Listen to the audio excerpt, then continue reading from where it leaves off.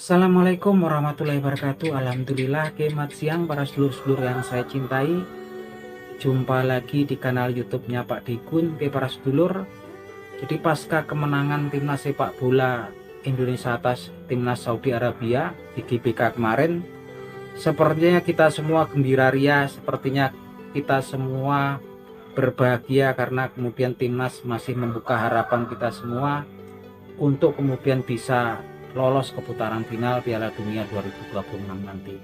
Nah, belakangan ini banyak sekali obrolan-obrolan ataupun daripada para pengamat sepak bola di media sosial ya, di beberapa stasiun televisi dan media sosial yang tampaknya juga menghadirkan tokoh-tokoh tertentu dan yang memang kemudian banyak disiarkan, salah satunya adalah Bung Tommy Welly atau Bung Toel ya teman-teman.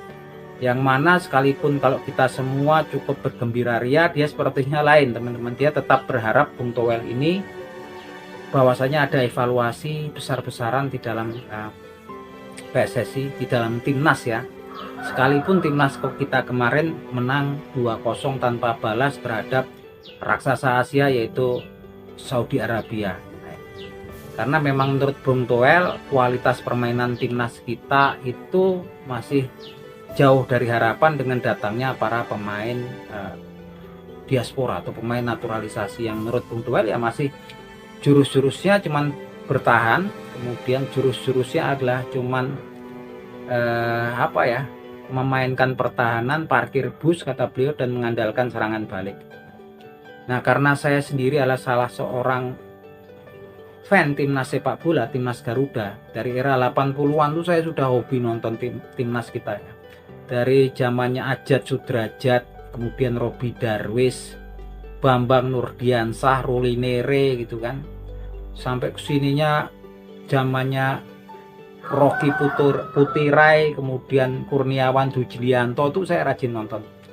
Sekalipun dulu timnas kita itu sepertinya kesulitan ya teman-teman kalau jumpa tim-tim di sekitaran Asia Tenggara seperti Thailand dan Malaysia gitu, kita kesulitan gitu.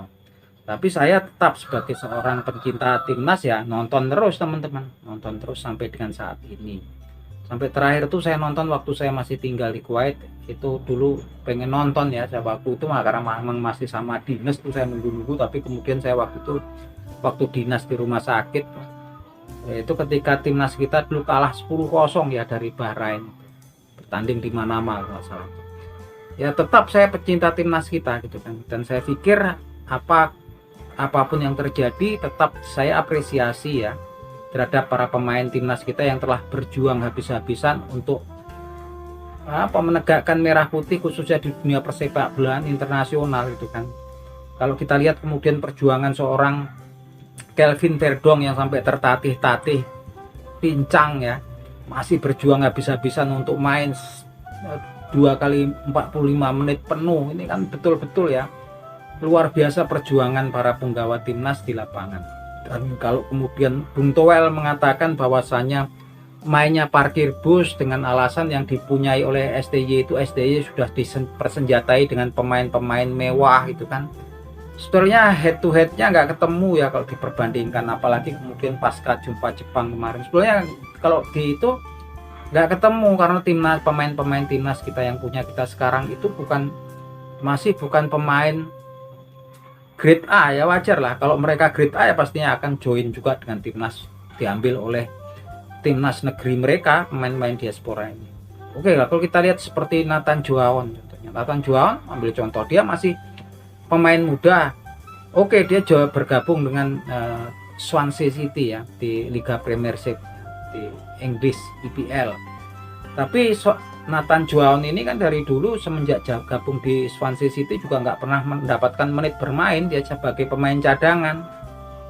Dan bahkan kemudian di tempat peminjamannya pun terakhir di Football Club Heerenveen di Liga Belanda pun jarang dipakai, dia masih jadi pemain cadangan waktu itu. Dia dipakai biasanya di menit-menit akhir. Artinya pemain-pemain seperti ini masih berkembang gitu kan.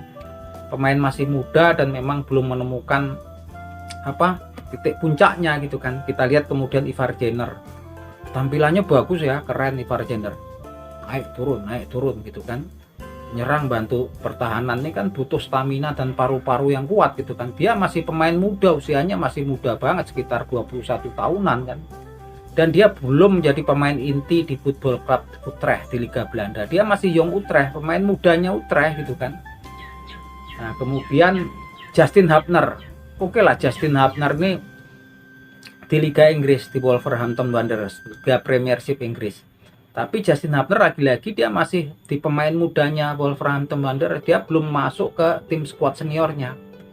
Kalaupun naik di senior cuman jadi cadangan dan belum dapatkan menit bermain. Rafael Struijk di Ado Den Haag di Eredivisie, dia belum mendapatkan menit bermain yang cukup, dan Ado Den Haag juga bukan pemain tim papan kasta atas di Liga Belanda, tapi sekarang lumayan, alhamdulillah dia pindah kemudian ke Liga Australia gitu kan. Dia bergabung dengan Brisbane Roar dan sudah mendapatkan kepercayaan dari pelatih daripada Brisbane Roar FC ya di Liga Australia. Tapi Liga Australia juga memang bukan Liga Eropa, nggak bisa dibandingkan dengan Liga Eropa. Ratna Roratmangun, dia defender Dender City, Dender Football Club Dender di Liga Super Belgia. Tapi kan ini klub-klub yang memang bukan klub-klub top di Eropa. Oke lah, kemudian Tom Haye di Almere City sekarang juga di dasar klasemen Liga Belanda ya, di Eredivisie. JIZ oke di Liga Serie A. Saat ini Venezia juga dia middle lower. Venezia di dasar klasemen grup A, Serie A ya, Serie A Liga Italia. Tadi kalau dibandingkan dengan pemain-pemain Jepang ya nggak ketemu gitu kan. Ini Bung Toel ini ada kesalahan dan ini nggak ketemu ya, nggak ketemu pemain Jepang. Siapa pemain Jepang itu pemain kunci semua di klub-klubnya, dan ini pemain-pemain top semua, pemain kunci ya, main terus, starter terus, kalau bisa 2 kali 45 menit. Apa Kaoru Mitoma pemain kunci kayak player di Brighton and Hove Albion di Liga Inggris Premiership. Apalagi Wataru Endo, dia pemain regulernya di Liverpool. Takefusa Kubo dia pemain kunci, winger kanannya daripada Real Sociedad, dia pemain kunci kayak player dia. Terus mau siapa lagi? Takumi Minamino dia pemain kunci daripada Football Club Monaco. Ko Itakura Mobira, belum bilang lagi si Ritsudo, ini pemain-pemain kunci di klub-klub yang memang dia klub-klub papan atas di Eropa gitu, elit gitu kan. Jadi kalau kemudian dibandingkan dengan pemain-pemain kita ya beda lah. Tapi saya bangga dengan apa yang kita punya. Dan kalau kemudian menuntut permainan menyerang untuk melawan kemudian Jepang, Arab Saudi yang full ya nggak bisa lah, nggak ketemu. Lawan Australia segala kita mau nyerang. Yang paling pas ya sistem yang diterapkan sekarang gitu. Suka nggak suka itu yang kita punya saat ini.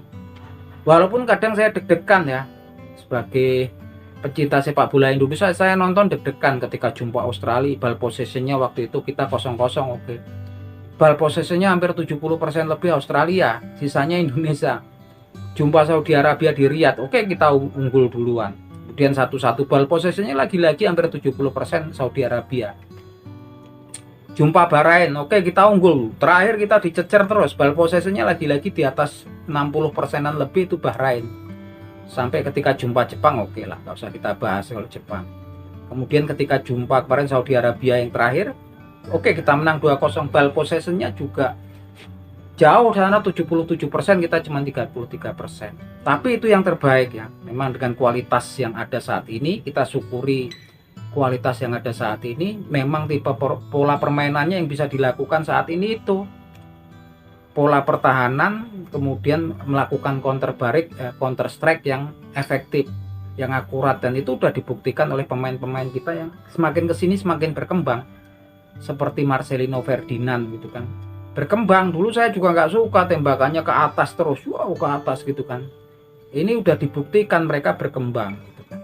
Dan kalau dijajarkan dengan tim-tim kayak Jepang, Australia, nggak ketemu, mereka itu terbentuk timnya sampai udah puluhan tahun, dari kelompok umur junior sampai senior mereka bermain bersama kok gitu kan. Kita juga baru 1-2 tahun ini kan gitu. Bahkan kayak Kevin Dijk bakar besi baru join kemarin udah dipasang gitu kan. Nah, kalau kemudian Bung Toel jangka panjangnya pemain itu masih muda semua itu. Ivar Jenner masih muda, masih umur sekitar 21 tahunan. Rafael Struijk, Ivar Jenner, Justin Hubner masih 1 dekade ke depan. Belum mereka habis, nanti yang juniornya juga udah banyak sekarang naik lagi gitu kan. Yang jelas memang kalau saya sendiri memang cocok dengan pola permainan yang ada sekarang. Karena memang yang ada memang sebatas itu. Yang penting bisa memaksimalkan, paling nggak ada perkembangan. Kayak kemarin kan memang kemudian ketika dari formasi 3-4-3 kemudian pindah formasi 3-5-2, si Marcelino yang biasanya di winger baik kiri ataupun kanan kan ditarik di pemain attacking midfielder atau penyerang bayangan ya, false nine, punya peran bebas tuh efektif dia kan.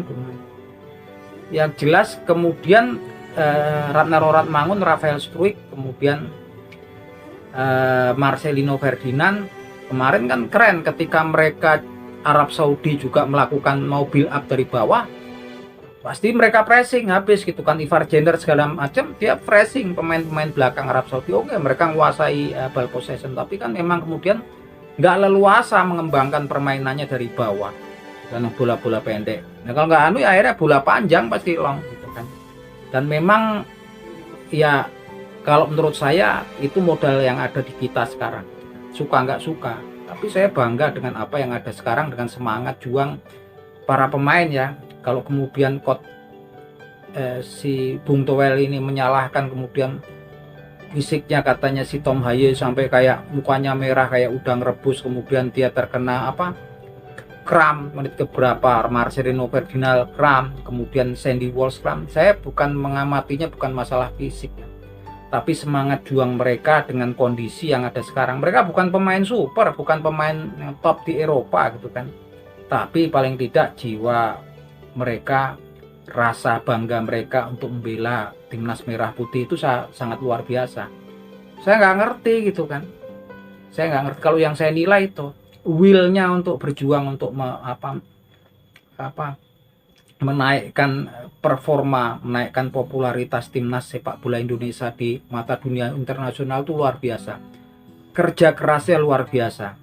Bahkan kalau si Justin Hubner pontang-panting sana sini sampai dia mau menangis kena kartu merah, itu kita hargai willnya ya, semangatnya, kemudian betul-betul untuk memperjuangkan timnas kita ya. Lihat Kelvin Verdong sampai pincang-pincang masih terus ininya kan, mau terus dia ngasih tanda, kayaknya mau diganti dia kan ngasih tanda gak mau gitu kan. Ini jiwanya luar biasa, walaupun mereka pemain blasteran, pemain keturunan, tapi kadang-kadang patriotismenya, cintanya untuk negeri ini luar biasa. Dan kalau ada yang cerita kayak Bung Toel masalah jangka panjang udah pas itu. Pemain-pemain muda itu 21 tahun 1 dekade lagi udah rambutnya kita putih semua, udah puncak-puncaknya mereka itu kan. Ivar Jenner, Rafael Struijk, ada Marcelino Ferdinand, siapa? Si Justin Hubner gitu kan. Yang masuk nih Nathan Juaon, main muda semua bro gitu kan. Tolong diperbaiki pola pikirnya, tolong kemudian disimak ngelihat perjuangan para pemain kita berjuang habis-habisan, dicecar sama Arab Saudi kemarin. Saya nggak ngelihat kalau kemudian ball possession-nya 77% sana. Saya melihat will dan semangat daripada putra-putra terbaik bangsa ini kemudian untuk membela merah putih dan memberikan hiburan, memberikan kebanggaan kepada seluruh lapisan masyarakat di Indonesia. Kalau dibandingkan ya mereka bukan pemain mewah kok. Mereka masih sekedar pemain-pemain yang menghuni klub-klub yang memang grade-nya grade 2 di Eropa. Oh, Kevin Dijk bakar besi dia di Football Club Copenhagen oke, di Liga Denmark, tapi kan Liga Denmark juga bukan kasta liga top di Eropa. Yang top kan Spanyol, Jerman, Inggris, Prancis gitu kan, Italia masuk kan. Nggak ada ya, memang yang kita punya itu, dan memang sudah luar biasa sekali. Kemudian PSSI, manajer, coach Sintayong segala udah bisa memaksimalkan apa yang kita punya sekarang. Nggak usah cerita-cerita yang pemain top-top yang kita punya sekarang, dan kita harap kita tetap berbangga dengan apa yang kita punya sekarang, dan kita semua berharap bahwasanya timnas kita bisa lolos di putaran final Piala Dunia 2026. Dan saya anggap konyol sekali kalau ada kemudian orang yang asli lahir di sini kemudian nggak suka timnas kita lolos di putaran final Piala Dunia 2026 gitu kan. Konyol nanti. Orang-orang yang blasteran yang tinggalnya jauh dari sini, punya keturunan sini, berjuang habis-habisan. Nah itu aja teman-teman, jadi yang seperti itu ya anggap angin lalu saja lah. Bumbu-bumbu nggak perlu kita terpancing, karena kalau kemudian banyak yang komplain kok selalu diundang ke stasiun-stasiun televisi media sosial itu. Ya memang untuk membangun algoritma YouTube yang bagus, memang orang-orang seperti itu didatangkan. Kita terpancing memberikan komen-komen, dianggap sama YouTube ketika banyak komennya, walaupun komennya negatif, nah algoritma YouTube nggak ngerti itu kan. Yang tahu ini banyak yang komen, banyak yang nonton, ya sudah. Semakin didistribusikan mendapatkan rating yang bagus dari YouTube. Itu kan memang bagian daripada marketing teman-teman. Nah itu aja teman-teman, apapun yang terjadi kita semua tetap mendukung timnas kita untuk kemudian maju terus. Salam seturunan, salam sepak bola.